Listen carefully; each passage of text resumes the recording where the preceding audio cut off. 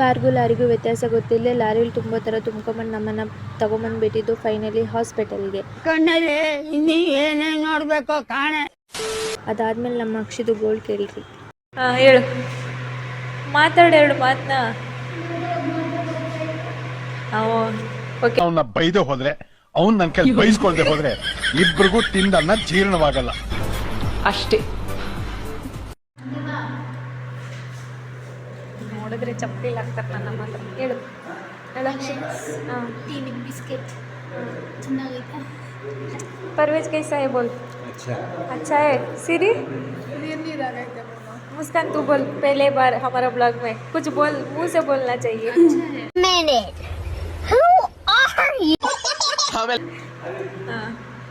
ಮಾತೇ ಬರ್ತಿಲ್ಲ ಒಬ್ಬರಿಗೆ, ಮಾತೇ ಆಡಕ್ಕೆ ಬರ್ತಿಲ್ಲ. तू बोल रहे कैसा है.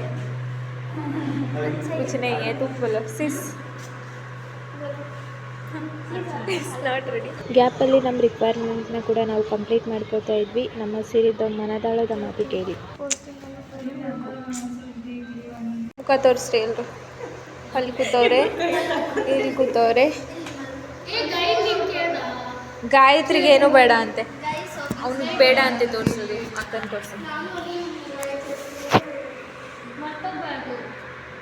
ಸಾಕು ಬಿಡೆ. ಜಾಸ್ತಿ ರಿವ್ಯೂವರ್ಸ್ ಎಲ್ಲ ಬಂದು ನೋಡಲೇ.